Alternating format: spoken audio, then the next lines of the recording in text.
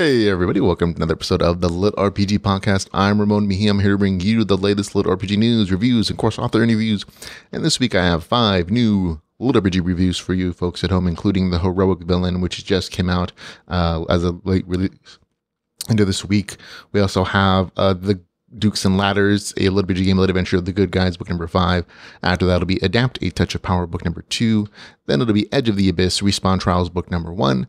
And last but not least, Raven, The Beginning, an Assassin, LitRPG World of Veil, book number 1. Before we do that, we're going to go into LitRPG news.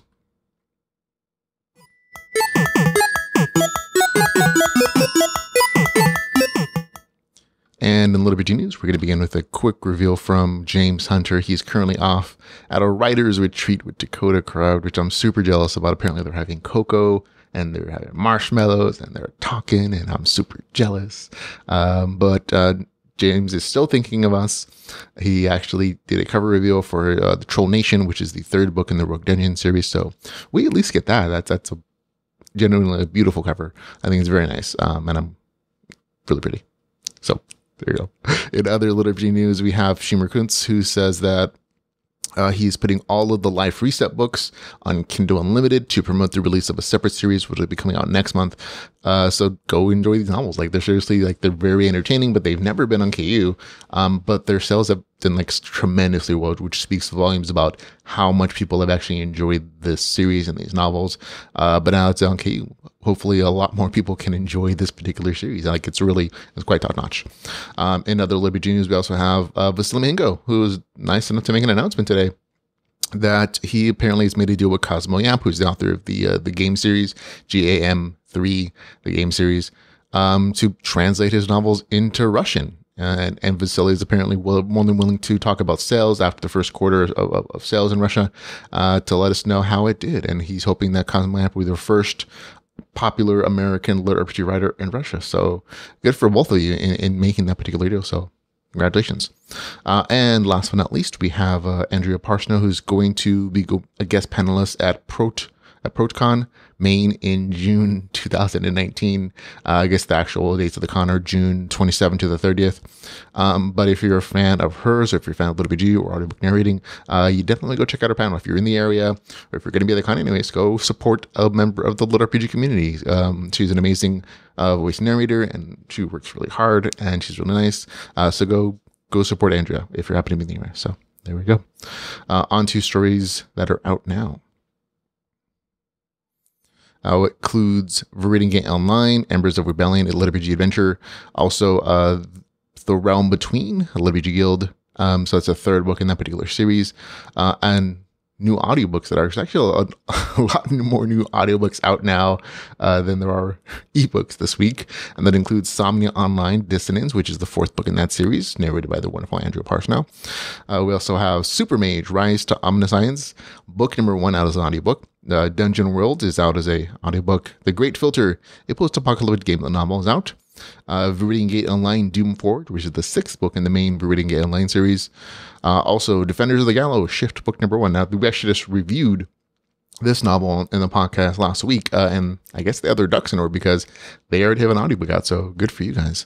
The Dungeon Traveler is also out as an audiobook, and last but not least, The Second Realms, The 10 Realms, book number 2, by Michael Chatfield, is out as an audiobook, so go enjoy all that.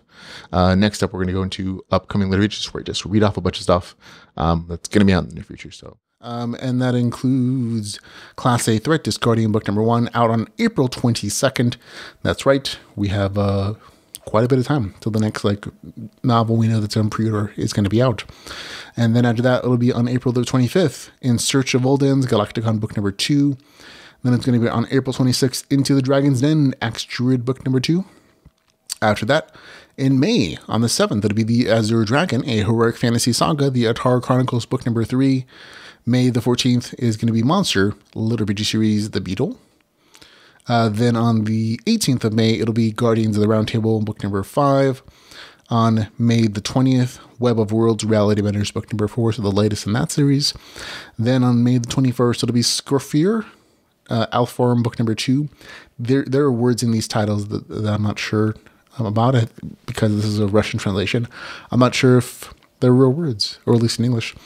Still, May 21st for that novel. I like book 1 on that one series. On June 1st, it'll be Ramon Mejia, LitRPG series, book number 2. The second book in the Discardium series will be out on June the 10th, called Apostle of the Sleeping Gods. Then the sixth book in the Good Guy series, called Home Seek Home, will be on June the 13th, 2019, and that title makes a lot more sense now that I've read book 5. But then on June the 15th rather, Code Hero Champion is playing book number 2. The second book in the Adam Online series will be out on June the 20th, called City of Freedom. The third book in the Jin Tamer series called Evolution will be out on June the 20th. The second book in the Shift series will be out on June 25th.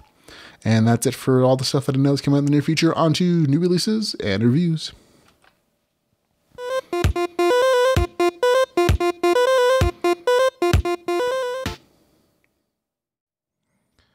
And next I have a review for The Heroic Villain by Charles Dean. This is 488 pages, $3.99. Is available on Kindle Unlimited. Here's the author's description. Although he was once the promising young CEO of a successful corporation, Lucas abandoned everything he knew and retreated from both the real world and his demanding life following a horrific accident. In order to cope with tragic loss, he began spending his time in virtual reality, lazing about in the sun and living a carefree life. When he learns that his escapist paradise is being threatened and is about to disappear, however, Lucas is once again forced to take action and do what he does best, take charge. With newfound purpose, Lucas desperately begins making plans that will not only save the world that he has come to love, but also propel him back into the spotlight once again, only this time as the villain. In this game, LitRPG, Lucas overthrows local lords, assumes command of evil Imperial force, begins designing a dungeon that no player would ever want to miss out as he struggles to evolve his monsters and create an entourage of minions in order to become the greatest villain ever. However, Lucas realizes that things aren't going to be as easy as they initially seemed. So there we go. No full disclosure, I did some early beta reading for this novel, so I actually saw several versions of it. So this is going to be pretty honest review because I know some of the flaws that were fixed in overtime. This is a highly entertaining story for me, at least, that not only gives you some good action adventure, but turns the hero trope around a little bit. It tells you the story of a man who, in his desperate desire to save a game that brought him comfort in a terrible time, is willing to become the villain in a game to draw back players. Game mechanic-wise, it's a completely custom system that the author came up with. Apparently, it's completely playable as a tabletop game, which I found really interesting, how much of an effort some authors put into like making the game mechanics real and playable and balanced. There is also some dungeon community building and a minor bit of crafting in the story. Personally, reading this over several times, I would have loved to see even more of these aspects in the story, but according to the author, he wants to save some things for the next book. So there you go. While the novel does have some pretty crunchy game mechanics, I think the really big draw for me at least, it's kind of the emotional resonance I had with the main character. He goes through like a terrible tragedy. I won't spoil what it is. He turns to games as a way to cope and kind of heal a little bit. And I think the story really reflects what a lot of gamers would do or have done in situations like this. And there's a certain touching realism to some of the emotional revelations that work really well in like hitting it in the heart, or at least for me anyways. I was like, there's a few moments where I definitely teared up like, oh, that's, yeah, and as someone who's gone through depression and these kind of situations where it's like, oh yeah, that's definitely, those are, oh, I recognize that feeling and that feeling, and oh, here are some feels. I think for me, that was definitely the part that hit home personally, or just like resonated. So I definitely enjoyed that aspect as well. But there's still all kinds of great like action adventure stuff. This isn't an entirely emotional story. There are just some nice moments that I think will definitely, poke the hearts of some readers. Overall, it's a really good story. I had a good time with it. There are definitely some setup scenes that may go on like a touch too long, maybe. But again, this is kind of the setup book for the series, so that makes sense, obviously. Overall, again, a very entertaining novel. I can't wait to read book 2 soon. So there's the review. Gets a score of 7.6 out of 10. That's The Heroic Villain with a score of 7.6 out of 10. Go give it a read. Okay, up next we have Dukes and Ladders, a LitRPG Gamelit adventure, The Good Guy series, book number 5, written by Eric Uglin. It is 335 pages, $4.99. It is available on Kindle Unlimited. And here's the author's description. When Montanus first started playing Incarnate, his new game life, he just wanted to be one of the good guys for a change. But despite his impressive stats and incredible heroics, even his followers are just plain scared of him. Trouble keeps pouring down Montana, and even in the remote to supposedly safe holding he's building into his dukedom. All that will have to change if Conchshell is to survive. Walls go up, homes get built, but Montana can't shake the feeling that none of it will be enough to keep out the problems of the Empire or the world of Valdarina. So there you go, full disclosure. I received an advance copy for review. I purchased a copy when it became available. This is a really easy review at this point. We're 5 books into this series. We're going to be 6 pretty soon. And I have a good time with every single one of these books. So this novel is no exception. About half the story is going to be town building stuff. The other half is going to be action adventure stuff that you've seen in the past. There is some really solid character development, including some stuff from some of the side characters that may be introduced in the story, and also characters from the past, and also just some general world building where you're getting a larger picture of what exists outside of this smaller kingdom in the novel. There are some teasers for some major conflicts that, again, made me already want to pre-order book number 6. And with that title, I'm like, oh yeah, that totally makes sense as a title now that I've read the book 5 and the end of that. It's still really good stuff, really entertaining, always a good series. The author did, I think, make an effort to add some more notifications than he did in book 4, which was kind of a common complaint in some of the reviews. He shows more city building mechanics, more city building notifications. The main character actually gets some quests and some rewards, so you're going to get a little bit more game mechanics. But still, overall, it's kind of a light-ish LitRPG game mechanics in the series, and I would love to see like more things. So good stuff though. For me, it gets a score of 7.6 out of 10. That's going to be Dukes and Ladders, a LitRPG game, Lit Adventure, The Good Guys, book number 5, with a score up against 7.6 out of 10. And up next is going to be A Touch of Power, book 2, titled Adapt, written by Jay Boyce. This is 555 pages, $4.99. It is available on Kindle Unlimited. And here's the author's description. Improvise, overcome, adapt. Only 5 days have passed since Jade was brought to a distant world and a new life. Mobile for the first time ever, Jade is given the chance to do something she's always wanted. Attend school. Dracona isn't your typical school, however. In Andara, she needs to learn all the skills an adventurer needs. For her, that means how to cast magic and use weapons without hurting herself. She'll have to learn fast because the obstacle course isn't the only thing challenging her progress. She's racing against the clock to learn how to beat the Mesmer before they find her. With both enemies and allies all around, Jade must hit the ground running because what's chasing her may be worse than the hospital bed she left behind. Turns out that adapting to a new world is only the first step. And honestly, if the novel was that interesting as the blurb described it, I would be so happy. Unfortunately, didn't quite meet that standard. Full disclosure, I received an advance copy for review. I purchased a copy as soon as it became available. Unfortunately, the story overall is kind of a disappointment.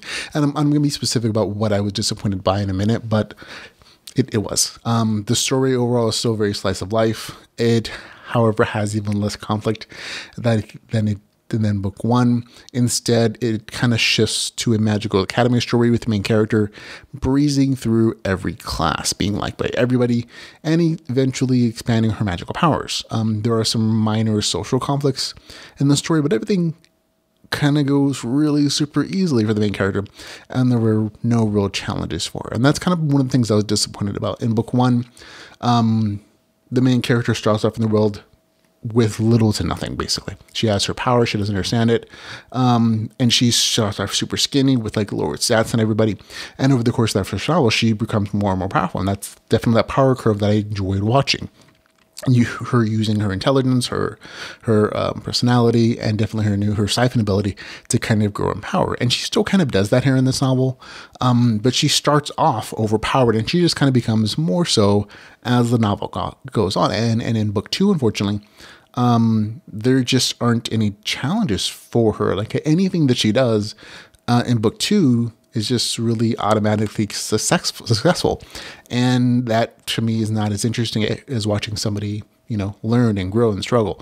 And that's probably one of the things that made this story less enjoyable for me. Again, there were a few minor conflicts, but overall, there's really no antagonist to the main character. And again, there's no real challenge. She goes to school. The novel kind of takes place in that first week of school on her new academy, where she and most of it is spent between like, oh, she's taking the fire class, and she's taking the lightning class, and she's taking the darkness course and magic, and she's learning how to use the bow, and a bunch of other like slice of life like magical academy stuff. But in every single class that she goes into, she's like, oh, she's automatically already better than everybody there, and sometimes even better than the teachers. And that for me is just like, oh, that's interesting. I mean, that's okay, but it's not really interesting to me. There are a few places in the story that I thought were interesting, where the main character was experimenting and recreating Earth technology using magic. Especially like the scene where she's trying to create a certain Jedi weapon using light magic. I thought that was kind of cool. But overall, it's just the Magical Academy stuff just didn't work for me because, again, there was really no challenge for what the main character is doing, even really socially. Like, everybody is deferential to her. She's super popular suddenly. And even like other nobles, even though there's might be small initial conflict, just like, oh, as soon as they learn, she's like, oh my God, I can't believe you're the traveler. I'm so sorry. I was so rude and mean to you. And it just got kind of repetitive pretty quickly. There is some minor romance stuff in here that just didn't really fit. But still, I mean, if you like that kind of stuff, you're going to enjoy this more than I did, unfortunately.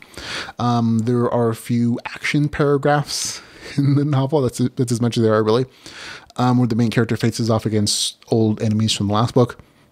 But they're really small sections. However, the thing that really disappointed me the most was that the main character in this novel is supposed to be training for this big monster hunt. And it's emphasized again and again that the longer she waits, the more that the people who are being kidnapped are going to be eaten and tortured by these monsters. Yet the main character takes the entire novel, basically, almost a week, to go to classes, advance her business interests, learn new magic spells or how to control her magic a little bit, instead of hunting down these monsters. And even the main character kind of, comments on this saying, I know I should be hunting these monsters, but I'm preparing. And that's kind of the justification of keeping her in that Magical Academy setting. And it just feels like an excuse to show the Magical Academy story. And the entire plotline for the monster hunt is never resolved. That's a little spoilery, but I think that's kind of a big point. At least for me, it was that this plotline is kind of promised in the story that this is going to like show up eventually, and it never does. And for me, that was probably the biggest disappointment. Is a little frustrating in that it just never fulfilled. I feel like there was going to come almost an unfulfilled promise that the novel stories probably made, and that it was like at the end, like, wait, that's it? They're not actually going to do anything with this? Not even like go start like a journey and initial fight or something? Nope, just that's what it is. Overall, the slice of life stuff is okay. Again, the main character is so written, very bubbly personality. She sings her pop songs with little variations on there. The Magical Academy stuff just didn't work for me in general. I mean, I don't really like Magical Academy stuff. I always compare it to Harry Potter, and it never lives up to it. So that's a thing for me, I guess. But here it was just like, oh, there were no challenges for the main character. So even if the main character is overpowered, there are ways to like still create conflict and still make the story interesting. And this one didn't really do much in that respect, at least for me. And again, lack of action was always the thing. Like, okay, I can I don't want to say put up with like Magical Academy sections if like there's going to be some action sometimes, and there just wasn't here either. So that was also like, oh, maybe that's just what the series is going to be. It's going to be like a non-actiony series, and that's perfectly fine. It's just, again, one of those things I always enjoy. Like, you're going to have magic, you're literally going to have fights against monsters. Why not show them more? It could be a bigger thing, but again, not my series, obviously. Story doesn't work for me. Gets a score 6 out of 10. However, if you love Magical Academy stories, or you just like really super loved book 1, you're probably going to still like this. Like I said, the things that a lot of people enjoy from book 1 are still here. I mean, the main character is so perky and peppy, and she's very interesting personality, and that's kind of a big draw for some people.